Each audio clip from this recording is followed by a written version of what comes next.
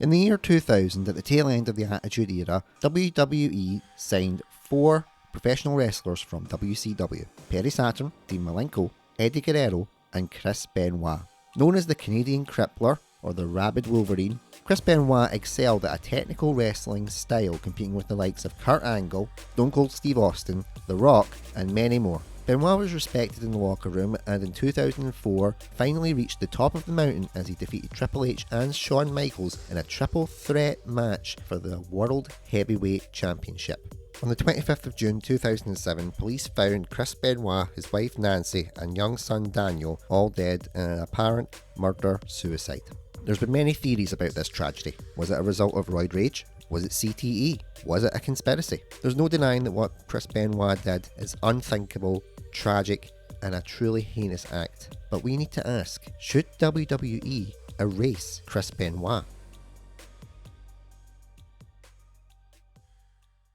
Hello everyone, and welcome to this pilot episode of Should WWE Erase? With myself, Andrew Durnan, my co-pilot, Kim Tierney, and a very special guest tonight, filling in for John Toner, who I think was probably best not to be in this episode because of the controversy around it. Well, I do not want to get the channel cancelled. So we got from the Ginger Games board, Debbie Stephen, who's also a very avid wrestling fan. Debbie, thanks for coming on. No worries. Thank you for having me on. I was about to say good morning and realised what time it is, so I thought, bad idea to say good morning. I think it's because I finally got a couple of new ring lights.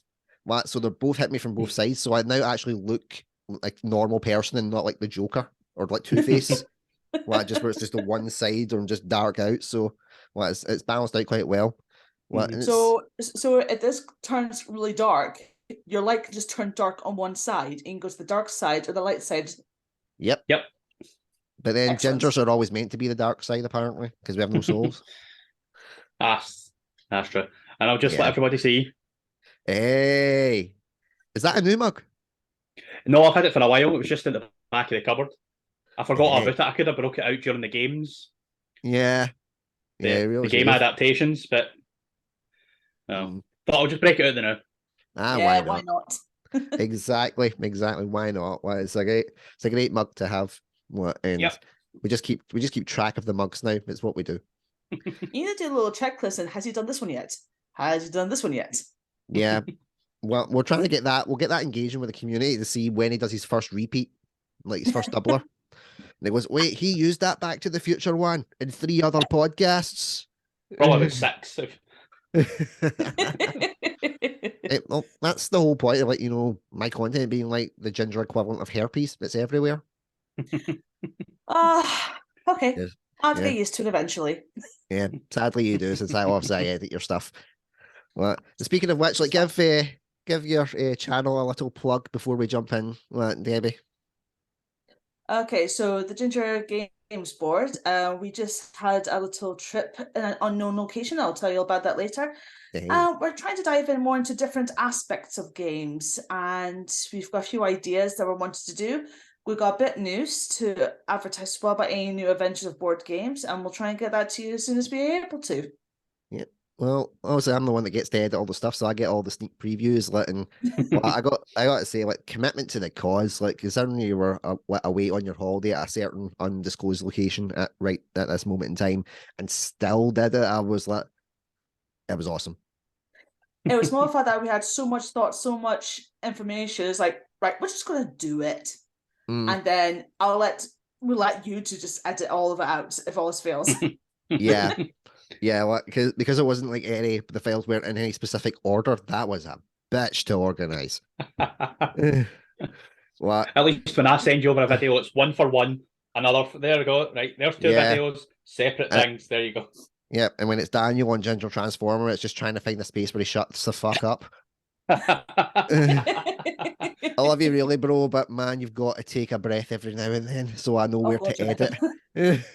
But he's good at what he does. He's like me with Thomas. He knows his stuff. He's good at his craft, and he just needs to get the information out. That's what we're all about. Excellent.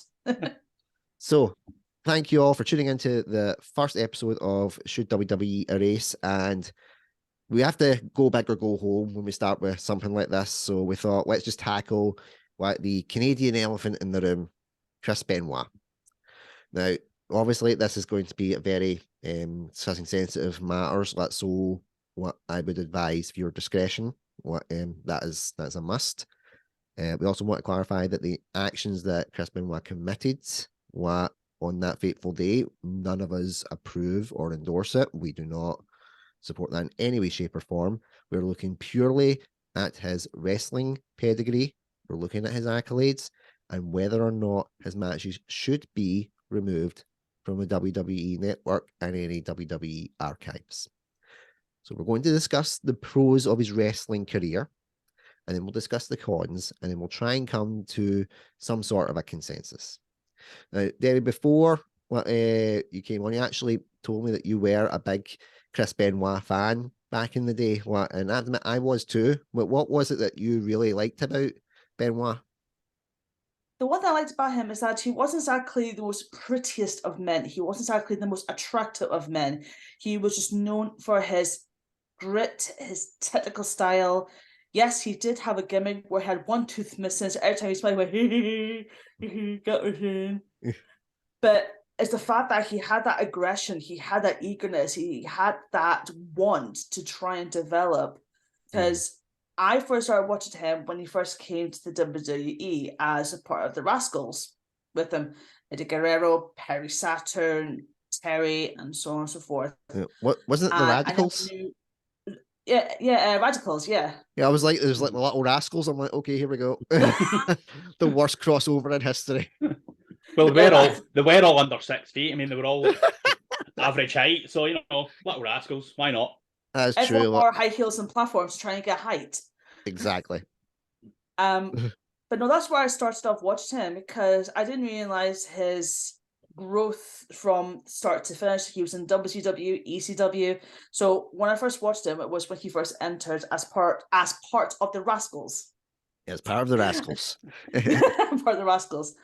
And it was just something like captivating about him that I liked him performing, especially when it came to some of his rival matches. I want to throw one off the bat with him against Kurt Angle. Yes. Is that the WrestleMania 19 one? Yeah, well, there was quite a few. There was quite a few. There was one like Vengeance. Yes. And he did one. Of all of them, WrestleMania, the triple threat, was my favorite. But how I started to like him a bit more was from that Kurt Angle rivalry, because you got two fantastically technical wrestlers. One had the more earthy, grounded experience of Benoit. Then you have one that is professionally Olympic trained athlete, and just seeing the forces combined together, I'm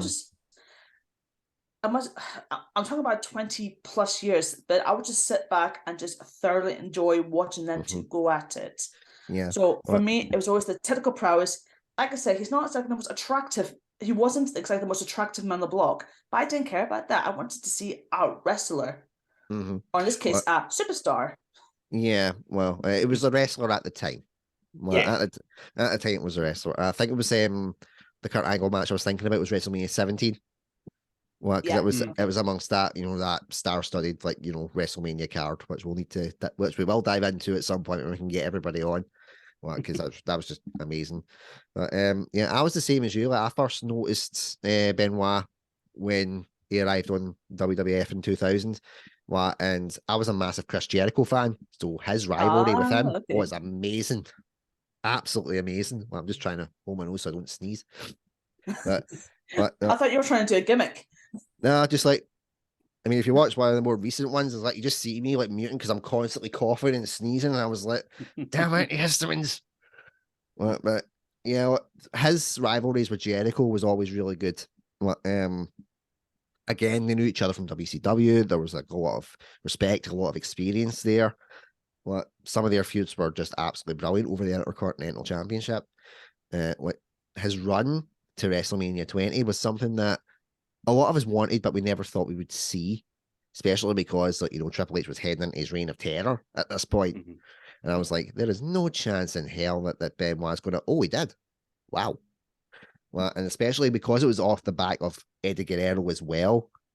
like defeating Kurt Angle at WrestleMania 20. And I was just like, wow, this is fantastic. Well, absolutely amazing. Well, and then obviously in between times you had Chris Jericho as well. What, you know, he was obviously the first undisputed champion, but it was good seeing what the quote unquote smaller wrestlers starting to get that push, what, and the technical ability starting to get recognized. What about you, Kev? Were you a big Chris Benoit fan or what? Well, I'd seen him coming up through WCW, and I'd seen some of his stuff for ECW as well. But as I saw like his WCW stuff, I'd seen that people had said that you should look at his Japanese stuff, the stuff that he'd done in New Japan. Yeah. And that stuff is brutal. And you know, the Japanese style is completely different from the superstar stuff. He could come in and do any type. I mean, he was like one of the greatest technical wrestlers of his time. He took that to Japan, and he won so many titles there. Any place he went, he won like championships upon championships. Yeah. And they don't just throw belts to people or titles to people that much. I know there's some companies that do that will remain nameless, WWE, but WCW David Arquette. Exactly. But I actually rewatched Ready to Rumble because I'd seen the Wrestling Bios did one of their documentary pieces about it, and I was like, I've got to rewatch this because I remember watching it the first time and thinking it was a classic. So I thought, and you watched it and went, "This isn't a classic." And I went, "It's a classic, but for all the wrong reasons." But we were so young, so naive, naive. I know. That's back when I thought Vince McMahon was actually a decent guy. We all thought that at one point. Yeah. Now he's got his weird mustache. He's better as a commentator than he was a wrestler. Yeah, as we talked about in the WrestleMania 13 with Stone Cold and Brett, it was so weird for me seeing him on commentary because he seemed like a normal person. And I was like, yeah, well, compared to what he is now, where he looks he looks like the man from Del Monte. So yeah, it's compared to now, it's definitely, it was very like normal, for that style.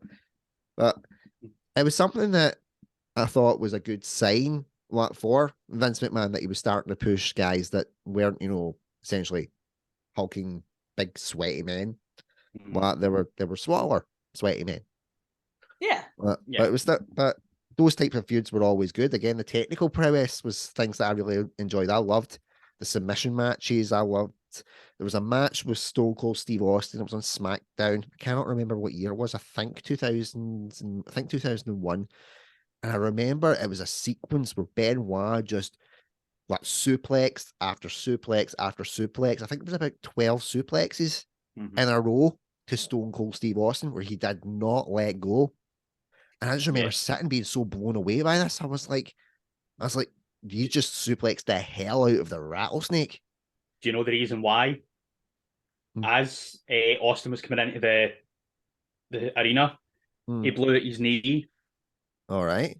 So they taped it up, and he said to Benoit, he's like, "Look, to brutalise me." He's like, "I can do what I done to you in WCW when you were the Hollywood Blondes." He's like, "What, the 28 suplexes?" He's like, he's like, "Right, do that then." Wow. That's crazy to think about, though. It's just so that because Austin could not give it 100%, so he's like, "Just you take the match." I think Austin ended up winning in the end. I think. Aye, he still won the match. But it's like, you take me through the match. I trust you. Yeah, that was Suplex City before Suplex City was Lesnar. Do you know, I noticed that back then it was the start where everything was done in threes. Yeah, Eddie Guerrero was doing his whole twisting thing and whatnot. Suplexes, even who was it I was speaking to about this? Where it was like everything would come in threes. Like a banging the head on the elbow. Everything was always done in threes, and everyone says, "Well, 3 is the lucky number." I'm like, yeah, but I prefer to do what Sheamus does and you just beat the out of everyone about 20, 30 times across the chest and see who survives the end of it. Yeah. Imagine trying to do the suplexes and whatnot nowadays. If I did 20 suplexes and one after the other. Benoit was probably close to that, but trying to do that now. Yeah. And again, it was why we all liked the matches, especially with Kurt Angle, because there were two amazing technical wrestlers, and they had a great chemistry together. They just knew how to work it, and especially when we talk again about WrestleMania 17, when it was pomp and bombast, and I mean, Limp Bizkit, all of that kind of. The showmanship was really on its full display, and in between all that is such a beautiful technical masterclass. Mm-hmm. It was just something I looked at and I was like, you could tell that Benoit was trained in the dungeon. Yeah. Definitely. And obviously that was where he started, and then he went to went to Stampede, and then he went to New Japan, WCW, ECW, back to WCW, and then WWF, WWE. So it was it's certainly a varied career. I think it was over 30 titles that he won. Something like that, yeah. Because like I said, he not only won titles in the WWE, it was over in Japan, over in ECW, WCW. So he was a world-renowned athlete. Yep. And the most infamous one is him winning the WCW title the day before he's due to go to WWF. Because was that against Booker T or something? I'm not sure who it was against, but I know it was because at the time Vince Russo had left creative, and Ken Sullivan, who's obviously Nancy's ex, was in the creative, and Benoit just was like rabbit in headlights, thinking, I gotta get the hell out of here. But Sullivan was trying to prove, look, I can put business before personal, and we're going to put the title on you. And he went, well, thanks, but I've already agreed to go with Eddie and Dean and Perry. I've committed my word, but I'm not going to take the title with me. I will give it back, and then I will go. So it showed you kind of the measure of the man as well when it came to wrestling. That he had a code and he stuck with it. And it was why, obviously, the events that happened took everybody by surprise. And were completely out of the blue, because none of us thought that about Benoit. That he could be capable. And as I said in the kind of the VO that I've done, there's so many theories around why. There's CTE, there's steroid use, there's a conspiracy that he didn't do it and someone else did it and framed him. And then there's obviously the other, and then he was just a wrong and then had it for everybody. Personally, Sorry, I was thinking, because the first thing I had in my head was when I was someone mentions Benoit, and everyone says, "Oh, how can you do that?" and whatnot. And this may sound a little bit unusual, but if it wasn't for the unexpected deaths of Eddie Guerrero and Chris Benoit, there'll be no update regarding the wellness policy. There'll be no update regarding how wrestlers should be looked after, with mentally, physically, emotionally, that sort of thing. And unfortunately, it does take something as tragic as a death, as a circumstances like Benoit, for the WWE or WFE and all the other wrestling firms just to go, right, something needs to be done. We need to keep our wrestlers in a safe environment. And unfortunately, that's what Chris Benoit had. He was not in a safe environment, and he was not a well man. And unfortunately, it's because the fact he was unwell, it led to why we're here talking about him today. Definitely. Because when the incident happened, there's a lot of talk about did they know before the tribute night. I personally don't think that's the case. I think maybe they found out during, and it was like, okay, we're already on this course, so we're kind of stuck. Regal was the one that gave everybody the red flag, because apparently JBL had said to him before he was going to do his tribute, he's like, you don't think he was involved with it, do you? And Regal had a little bit of alarm bells, because his wife had said, look, don't hang about with Benoit. I don't want to be near him. So he was just stick to his professional comments, he's professional, him as a wrestler, don't talk about him as a person. And he was just covering his own ass, which rightly so, in fairness. because the backlash after that was just worse than any actual Backlash pay-per-view. Holy Christ. Yeah. It was especially the most recent ones. Yeah. Yeah, it was unreal, just everything that happened as a result of it. Yeah. And I mean, don't get me wrong, I personally think that it should have been after Eddie Guerrero's death that this type of action should have happened. It just seemed to be more swept to the side when it was Guerrero, because it was like because it was like, you know, unexpected circumstances, tragedy, but no one else suffered bar him. The fact that, you know, it was a full family. What, 3 died and only 1 had the choice to do it, as Paul Heyman infamously said. That was also when they went, okay, because they tried to have the wellness policy in at that point, and what I say it in air quotes, because messages that were seen that Nancy had sent to Chris was telling him to get off the junk, get off the steroids, because she was saying, you and I both know the wellness policy is a joke. Yeah. Yep. And you look at guys even afterwards, like Andrew Martin Test. Well, he was on the juice, and then as he finally came off it and was getting clean, that was it. So it was a bigger issue than a lot of people realized, and I personally think that if they want to find loopholes, they'll find loopholes around it. Yeah. Unfortunately, it's a lot better staged now to where it was back then, because I was reading somewhere that Chris Benoit was quite close friends with a lot. He didn't have a lot of friends. He had a lot of close friends. He was very close to them, and they kind of saw how Benoit is around people, because the first travesty, unfortunately, was when Eddie died. I mean, that was a huge shocker to everyone worldwide. Yeah. But they didn't understand how much it created this void with Benoit. That's why Chavo Guerrero got more pally with him, just so that, right, you're still a part of the family, familia, that sort of thing. And then he was still going out of the Guerrero household as well, wasn't he? Yeah. Like sleeping in Eddie's bed and stuff. Yeah. Yeah. And it shows how close of connection that they had, and no one understood it. They just thought that they were really good pals. I'm like, there's been really good pals, and then there's that connection of brotherhood. And that's what no one really understood. Yeah. And it was the fact that, like, with Eddie Guerrero turning his life around, and essentially becoming born again Christian as well, and Benoit bought into that as well. They would read scripture together, they would do Bible studies and stuff, and that was also why he was, after he did what he did to Daniel, what he looked up, like a text from the prophet Elijah about, you know, bringing a child back from the dead, and I was like, what the hell? And he would write letters to Eddie before obviously the events happened, and he would quote scripture and things like that, and it was the one thing that I really don't like about all of this that's happened. Is it always puts a smudge on Eddie Guerrero's name as well.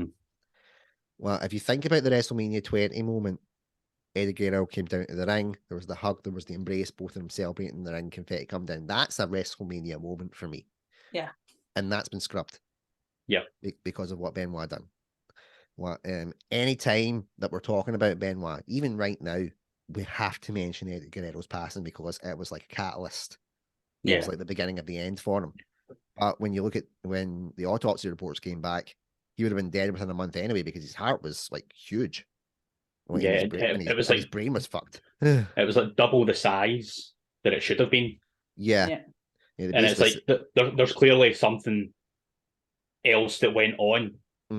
The fact that he hadn't died before that was a miracle. Yeah, because they basically said that if that hadn't happened, you would have been dead within about a month, maybe 2 months. Yeah, max. It's funny that you mentioned about Eddie Guerrero's name being smudged, because when you think in contrast to the events happening this last couple of months, courtesy of Raw and SmackDown and Dominic Mysterio and Rey Mysterio and whatnot, they are bringing back the spirit of the fun Eddie and the fun lifestyle back to life. And that's how people should remember him. Exactly. And unfortunately, it's this like two-way system. You can't think of one without thinking about the other. You can't think of Eddie Guerrero and his fun-loving lying, cheating, stealing without thinking about the travels that happened to him. It's same with Benoit. You can't think of like this amazing WrestleMania moment because people always think about this other moment. It's just a two-way system. You can't do one without the other. Yeah. And it's an absolute shame. And just go back briefly on that WrestleMania moment, I actually cried when Benoit raised it up. Yep. And Eddie Guerrero came down. That was me. I was gone. Yeah. I was absolutely gone. Yeah, I was just surprised that they'd put the biggest titles in the company onto ex-WCW guys. Yeah. I mean, it was basically Vince going like this to Ted Turner and Eric Bischoff. Yeah, but then I've got them. They're mine. Yeah, at the same time though, Eddie forfeited the title because after they got the moment, the ratings started to go down. And Eddie, being an old school guy, was, I'm the champion. This is my fault. Yeah. Take the title off me, pass it to someone else. Hence how JBL got the title. Benoit lasted longer. He was 5 months, I believe, with the title. Yeah. And then I think it was back to the reign of terror. For Triple H, but it was like a double screw you. It was like, I can give them this power and I can take it away. And it was the same deal like with Chris Jericho. Chris Jericho wasn't meant to be undisputed champion. That was supposed to be Kurt Angle. And it was all meant to be like basically Triple H, when he blew his quad out, that was just Jericho kind of flung in and was like, okay, on you go. And he's again an ex-WCW guy. He got that credit to his name, but the second Triple H came back at WrestleMania 18, like, he just completely annihilated him, and it just made it look like it was just nothing. And being a Guerrero, being a Chris Jericho fan, I was so pissed off. I was so pissed off. I was like, Le Champion is getting absolutely screwed here. Obviously, he wasn't Le Champion then, but yeah, he was the idol. But yeah, so we've talked about like the good points of Benoit's career. That when I say the bad points, there isn't a lot of bad points in his career, really. There's the injuries, which I think also were catalysts to what would eventually happen. Like, the neck surgery, and then becoming addicted to the steroids when he was in recovery because he still wanted to have that jacked physique. And like the kind of personal shame that he felt when he got demoted, air quotes, to the ECW brand, like when he came back from all that. And I would say that those really weren't his immediate fault. It was the business at the time of what they wanted him to do. It was just circumstance at the point made him, addicted to these drugs because, they weren't regulated, so he could just take them. He was on painkillers because of the neck injuries, because of the concussions. He was on the steroids, as everybody knows. He was on antidepressants because he was feeling like shit. I mean, when you're mixing all that together, what does that do to your brain? Especially, what does that do to a normal brain? Not to mention that one of his main things was the flying headbutt as well on top of that. Exactly. But what does it do? What does it do to somebody that's got numerous concussions over the past 6 weeks? It's not. It's like circumstance of the business at that time, and it just built and built. Well, when you consider like who like Benoit's idol was, as well, like who he modeled his career off of, and who like he modeled like his wrestling style off of as well. That was also down to that style, and he wasn't exactly the the most clean cut. With either. And then Dynamite Kid passed on his shoes to Benoit, so it was like the passing of the torch. But I think it was like I think he did say to him, was like, because Benoit asked if he could take that diving headbutt, and he was like, just he was like, be careful.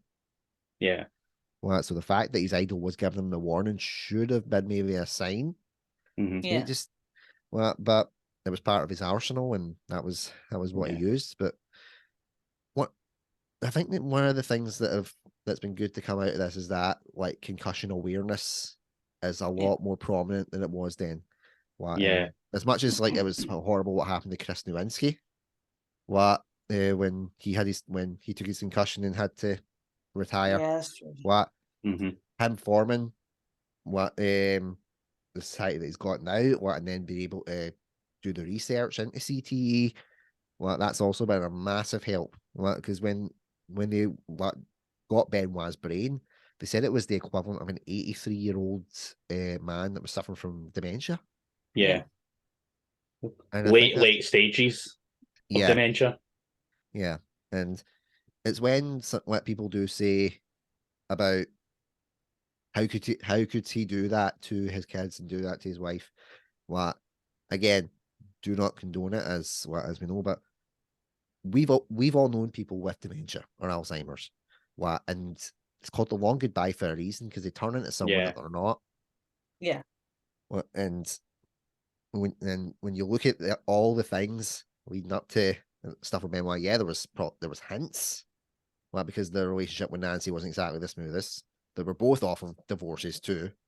And there was a lot of tension and a lot of animosity. Even around the time of his WrestleMania win, they'd only just Nancy had filed for divorce, and then it only just said no. Yeah, they just literally got back together. It was like 2 or 3 weeks before WrestleMania, I think. Yeah. I do have a feeling that she was like, if that WrestleMania thing had happened, maybe she would have just left him. Maybe. Yeah. I think it was maybe like the public appearance kind of thing, but you never know.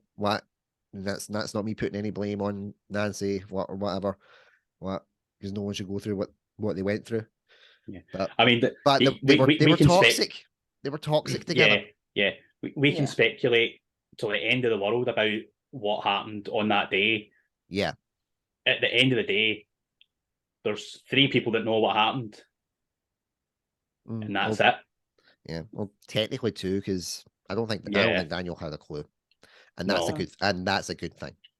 That's the only thing I can say from that one. But it's one of the worst things that, I mean, Kev and I were parents. And it never hit us. We were like, oh wow, that's shocking when we were younger. But now that we're both dads, we're like, just can picture doing that. Yes, you want to strangle the little gits. I just put my kids to bed, and I wanted to strangle Kieran because he was being a little fuck nugget. But I love him dearly, and I wouldn't want anything bad to happen to him at all. And I wouldn't want to be the one that caused anything bad to happen to him. Because everybody knows my history with when I took my breakdown, and it was because I'd smacked Kieran, and that wasn't like me.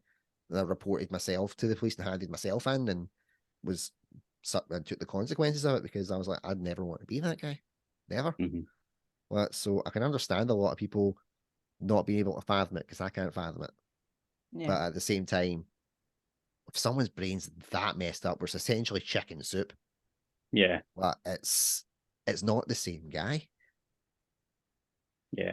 And one of the kind of big questions is, would this have happened if Eddie hadn't died? Because he was always the one that was able to talk Benoit down from really kind of volatile situations. I personally think, and a lot of people are going to disagree with me on this one, but I think it was going to happen one way or the other. Yeah. I don't. At the end of the day, I don't think anything could have stopped that from happening. It's just the way it happened. Would it have happened a different way if Eddie Guerrero hadn't been dead and was still working with the company? Would it have just been Chris Benoit? Would he have just done something himself while he was on the road? Yeah, maybe. And also, like, if Eddie Guerrero was still around at that point, he would have been involved in the main event scene. There was a pay-per-view that was coming out. It was an ECW one, but you know what the rules were like back then? It was like everybody has to be there regardless in case shit hits the fan. Yeah. So he probably would have been there. Yeah. At the pay-per-view, with Chavo in it. So I personally think something was going to happen. The day that it happened, Chris Benoit was supposed to be getting a title. Exactly. Yeah. And Because he was meant to be facing CM Punk, wasn't it? Yep. Well, another character that'll end up on this list. I'm looking forward to that one. This video is brought to you in association with Dubby Energy Blend. Use the coupon code GingerMediaLimited to get 10% off your next purchase. Link in the description. So we've discussed the good points, we've discussed some of the bad points, and the key question we're going to come to is, should Chris Benoit be erased from WWE? Now, in a way, he already had been erased, because the second that the allegations fully came to light, it was basically like scrubbed out. There was no mention on him on any of the sites. There was no mention of his matches. Any matches that he was involved in was just gone. Any title reigns, nothing. It was just like overnight gone. But over the course of time, it's like he's been drip fed back in ever so slightly. Like they'll acknowledge his part in the triple threat match of WrestleMania 20, but they won't, they won't show it, or they won't essentially really talk about it. They'll acknowledge, he's a bit like, if there was some feuds they had with, for example, like Chris Jericho or Kurt Angle, people who are already kind of a Hall of Famers or established names in the business, they won't shy away from it now, but they would prefer not to bring it up. Yeah. So, do you think it's the right call? Or do you think the initial call of scrubbing him entirely was correct? Well, when it all came out and they took everything off, that was fair enough. They're just trying to cover themselves. They've already, had their own controversies to deal with. This is just another one that they want to distance themselves with. Well, that's fine. But then bringing them back bit by bit, I think what they should have done is, instead of just wiping it and then drip feeding it back to us, what they could have just done was put a disclaimer up with any matches, any event things that he's in. Just have the disclaimer at the start saying, Chris Benoit is in this. We don't condone what he did, blah, blah, blah. This is just about his wrestling attributes and what he done with us for the company. And with other wrestlers that he was involved with. Yeah, just because completely erasing his legacy, which it was. I mean, any company he went to, he won titles. He was like the Triple Crown winner, Grand Slam champion, this and that, through all these companies. And it's just like, well, let's just take that away. Yeah, you couldn't not talk about him if you're talking about someone else. Yeah. Because one thing I did notice is that when it came to the last Royal Rumble, they did start mentioning the 2004 one, which is the one that he won at. And I'm like, that's a big step if they're talking something from 2004, because I still love watching that Royal Rumble. Not only because Chris Benoit won it, it's because there's also little teasers of the Undertaker coming back with Kane for that WrestleMania as well.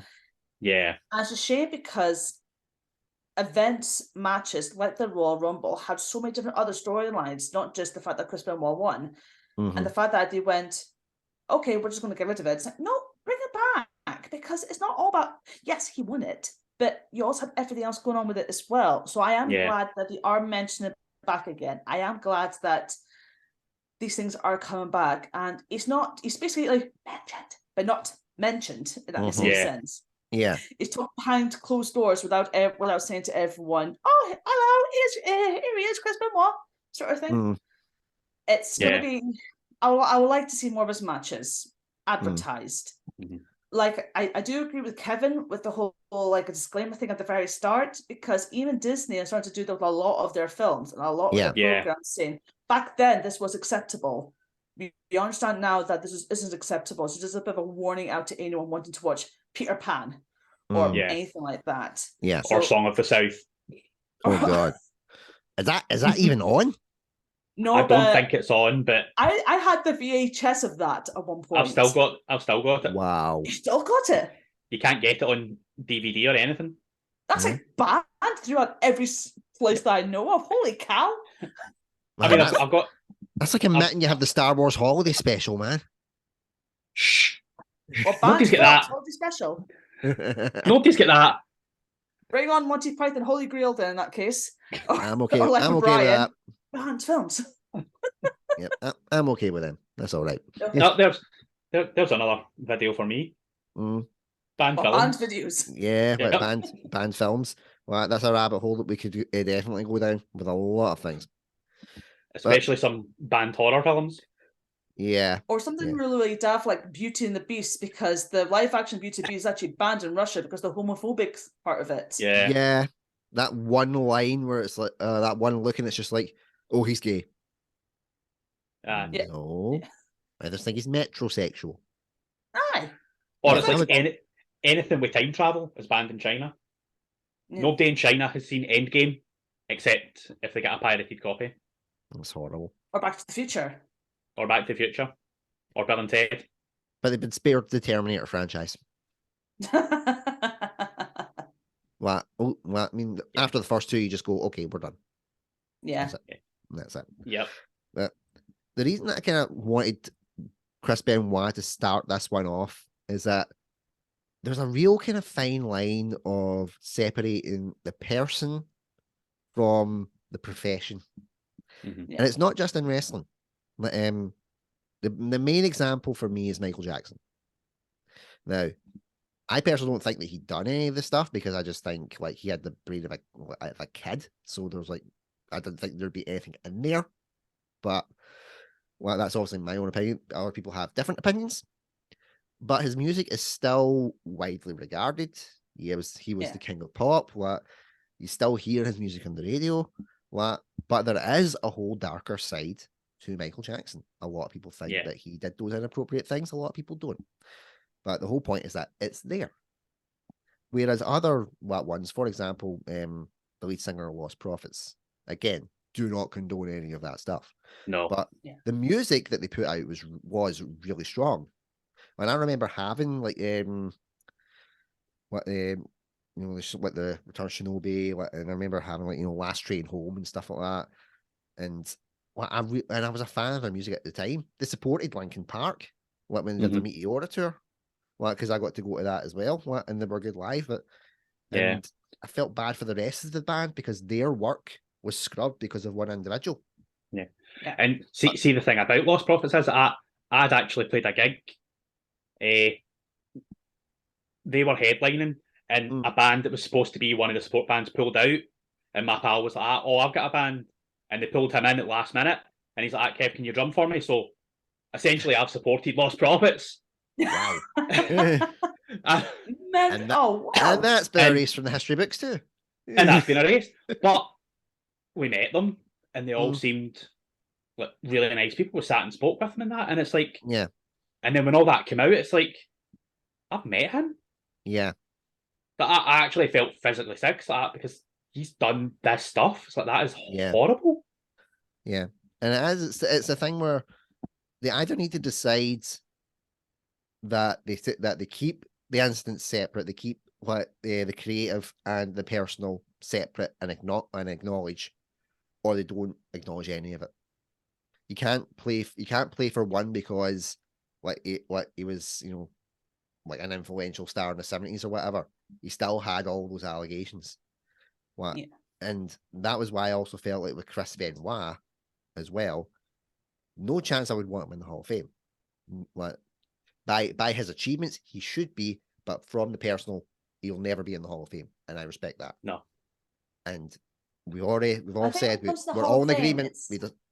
We're all in agreement that he shouldn't we shouldn't recognize anything in the sense of his personal life. Like that was a tragedy. Because with the Hall of Fame, it's not just acknowledging everything that he's done throughout his career, it's everything that he done throughout. So completely, he'll never be in the Hall of Fame.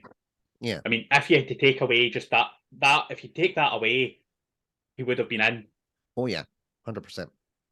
But because even you could include like the Radicals into that, anyways. Because when they inducted DX into it. They included China into that. Yeah. China wasn't her own identity. She was a part of the DX at the time. Yeah. Therefore, they were able to do that. Do you think that they might do the same with the Radicals? I don't think they will. Inducting the group, not necessarily in doing the individual person.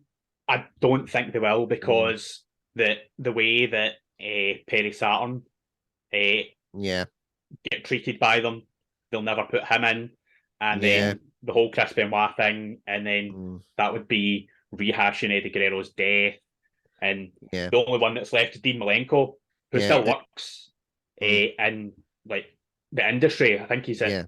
Is he still in WWE? He was like helping with, like, you know, like choreographing matches and stuff, because I was watching something recently and it was just as WWE were going PG and Batista had a match with Jericho, and he was like, look, I'm gonna blade what in this match because I feel it's the right thing to do. Dean Malenko was the coordinator of the match, Jericho was the opponent, Mike Chioda was the ref. So Batista bladed, Vince went off his absolute dinger, but he was like, you know what, if I get fined, fair dues.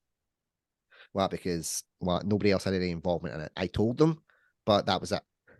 He pulled all four of them in. He fined Batista £100,000 or $100,000, and fined Jericho, Mike Chioda, and Dean Malenko $5,000 each.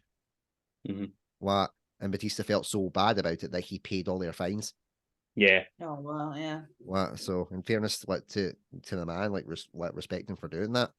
But it was so Malenko's had some issues with WWE as well. Yeah. So it might explain why. But again, if you look at Dean Malenko's career, again, every company he's been in, he's won titles. Yeah. Yeah, and it feels and he's like one of the tiniest guys. But he could put him in a match with anybody. He could go for like 3 hours. Put him in a match with Brock Lesnar for 3 hours. That'd be one of the best matches you've watched. And it would all be because of him. Yeah, and there's a reason why they keep him, because he's good at wrestling psychology. He's good at choreographing a match. He's good at what he does. Yeah. But I just think sadly, because of the instance with the other three, Dean Malenko won't, and in turn the Radicals won't get in to the Hall of Fame. I do feel kind of sorry for Dean Malenko in that sense, because like the last storyline I remember him being in was him with Lita, with the Hardy Boys. Yeah. And that's one thing I do feel sorry about, is that he was this talented. I mean, he's still around. He was a really good technical wrestler himself. Yeah. And when it comes to like Chris Benoit and his storylines, yes, there were like 1 or 2 storylines that not very great, but I can't think. I can't pinpoint one. So the last storyline I do remember I wasn't too sure about was him versus King Booker, and there were.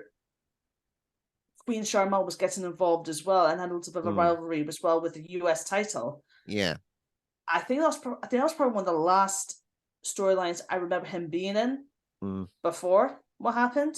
Yeah, and as one thing I would say about Benoit, when it comes to the storylines, him as a character, I personally cannot think of any bad ones. That's true. Unless it's the gimmick with him with the gap tooth with Shane McMahon. Yeah. Yeah. Well, there's only one person who can make a gap tooth work, and that was Mankind. Yes. Yes. Well, the only person that could make something like that work.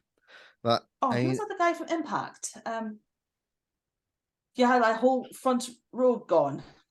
I can't remember the name, but I know who you're talking about. That's gonna annoy me. Anybody, let us know in the comments if you made it this far. Abyss. Was it Abyss? Abyss, yeah. Right, we got there in the end. We got there. That's good. But yeah, I also felt like Chris Benoit never really had any variations of like his character, I think. I mean, Jericho, for example, Ayatollah Rock and Roller, Undisputed Championship phase, the list of Jericho. Like, he was constantly reinventing himself and adapting himself. Like the same with The Rock, same with he would have Hollywood Rock, and obviously there was Rocky Maivia to start with, and there was the Great One, the People's Champion. So they've all kind of had that evolution. Benoit never really had that. But he was just like, I am Rabid Wolverine. I am the Canadian Crippler. I will just beat your ass senseless. Like, Yeah. if it ain't broke, don't fix it. Yeah. That's it. I mean, that's the thing with technical wrestlers. They don't really need to change their character. Their character is, I'm a technical wrestler. I can, but at the same time, three moves to you that would break you. Same time, though, Kurt Angle, technical wrestler, again, but there was always variations of his character, like when he was like Vince McMahon's personal kiss ass, what with Stone Cold and what singing Jimmy Crack Corn, what and that was just him. Hair. Yeah, hair to no hair. Yep.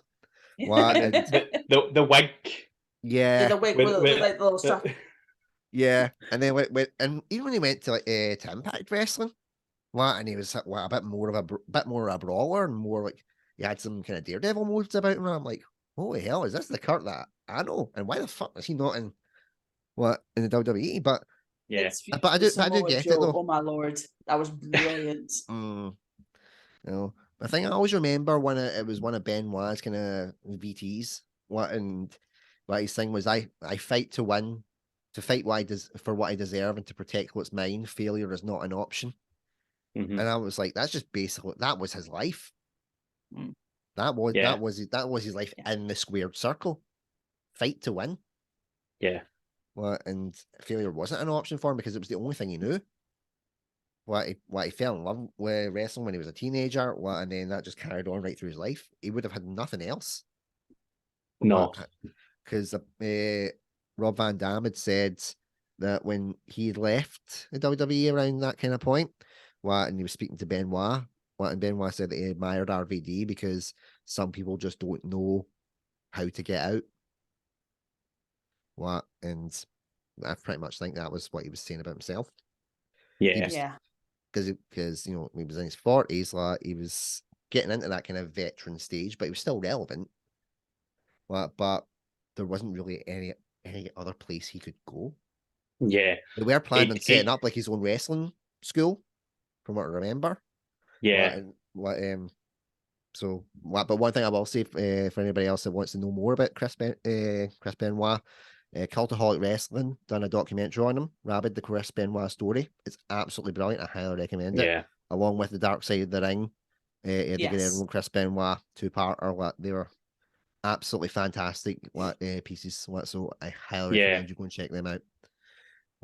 And that was kind of where I went for before going around this, because I knew obviously about his in-ring work, but I didn't know about the extensive back catalogue or even what his life was like before wrestling, like the brief parts. So I mean, see, just before you'd said that this is what we were going to be doing, the pilot series, I was actually halfway through watching the Dark Side of the Ring series again. Wow. Yeah. Oh man. Because I have to take breaks. I have to take breaks from all the other things that I'm watching, because it's like my brain just gets mush, and I'm halfway through the X-Men series just now, and I've just watched First Class because I had to watch Wolverine Origins and. Sorry, when you mentioned about the series, I thought you were going to talk about the 90s cartoon one. No, the films. Yeah, Kev suffers for his craft on Gentle Dorks. Like he's watched several established films and franchises for the audience's viewing pleasure, and his own personal brain rot. Yeah, no, that's absolutely fine. I'm halfway through X-Men, and I'm halfway through the Predator films as well. I've watched Terminator and Alien, and I'm halfway through Predator. Oh man! And oh god, I admire it. It's a lot. It's a lot. Yeah. No, I'm going through a Disney phase at the moment. I'm watching every Sunday morning. I watch 2 Disney films, and then that's me done for the rest of the week. I was watching an episode of Tugs, the sister series of from Thomas and Friends, back in the 80s. Only lasted one series, but oh my god, it's fucking nightmare fuel. It's brilliant, but it's brilliant, but it's nightmare. I remember it when it came out. When it came out. I was wow. I was 2 at the time, and my granny and granddad. I was older than 2. Yeah, well, you're only a few years older. Don't show your age here, Kevin. Don't show your age. I'm 40 in 2 months. I mean, you don't look it though, in fairness. But yeah, no, I was only 2 at the time, so you would have been 7. Or 6 or 7. But yeah, I remember my granny and granddad got me a VHS, and it was like because it said from the creators of Thomas the Tank Engine. And it was like, Andrew likes Thomas, he'll like this. The video was the one that had the episode Munitions, and a character straight up dies in that one. What? And there's tons of like, dark imagery and like, explosions and stuff. Check out my my Tug series, Gin if you get a chance. What? But yeah, it was absolutely brilliant. What? And what? But like, I couldn't remember because it scared the shit out of me. And I was like, I can't watch this. So I'm like, right, I'm gonna do it. I'm gonna watch it. So yeah, been watching that. And yeah, one thing I'll say, I miss a good sax solo. There's a saxophone solo in what the theme tune for Tugs. Like, I got to interview Mike O'Donnell, who composed the music, and I said that to him. I was like, I miss a good sax solo. And he was like, it was very 80s, wasn't it? And I was like, yes, but that's why I love it. So 80s. Now in my head, I've got a collaboration of Baker Street and Careless Whisper. Yes. Oh man! Earlier on, Chris managed to influence me with the DuckTales theme tune. So I've got DuckTales theme tune. Yeah. Nice. And now I've got Careless Whisper and Baker Street. I'm going to be up all night now with these songs. My God. Yeah. But which One thing I DuckTales did one? like, Is it just the go back to 90s or the new Benoit. one? Go back to Benoit. I did like his theme tune. Oh, his theme tune was brilliant. His theme tune. Yeah. A lot of the theme tunes around that time were fantastic. Well, I can't fault that. It suited his character as well as like this Mm-hmm. rabid Wolverine, this aggressive, typical athlete. Here we go. Enjoy. Yep, and definitely. Then Edge and Christian came with the words to the song. Yeah, I remember that. No, to Benoit's song. Oh, yeah. Chris Benoit is here and he's really mad. Yeah, only guys like Edge and Christian could have got away with doing that. Yeah. Oh, maybe Jericho as well. Remember him calling him Chris Possibly Benoit? Jericho. Yeah. Yeah. Used to call him Benoit. I was like, brilliant. Just stuck in my head. So we'll make our call. Should WWE erase Chris Benoit? I personally think no. But I don't think they should give him I don't think they should go out their way to promote him. But I think that if you want to watch a match of his, it should be available on the WWE network with a disclaimer, as Kev's mentioned. Kev, I agree. Yeah, definitely. Yeah, same. Because, like I was saying, with somebody with that much of a legacy in the wrestling business, not just in WWE, but in the entire wrestling business throughout the world, it's hard to just delete that entire legacy over one thing. And yes, again, not condoning what he done. It was a horrible, horrible thing. But if you're looking at it just completely at a wrestling standpoint, what he done in the ring, you can't delete that. Yeah, no, I definitely agree. Because nowadays, in the last 10 years, there's been this cancelled culture that everyone is influencing. And a lot of things that I don't watch nowadays or don't do nowadays because of it. But what happened. And definitely just, it gives a bit of like storyline to who this person was, who was this rabid Wolverine, who was one of Kurt Angle's most successful rivalries. You can't cancel that out. So I totally agree with both of you. I do not condone what he'd done, the impact he's had on his family, the impact he's had on his career, everyone else's career. But you can't cancel him out. Disclaimers, throw as much disclaimers as you want into that. In the end, he will come back, wrestling wise. Yeah. So. Yeah. I mean, there's a similar thing that happened with Jimmy Snuka. Yeah.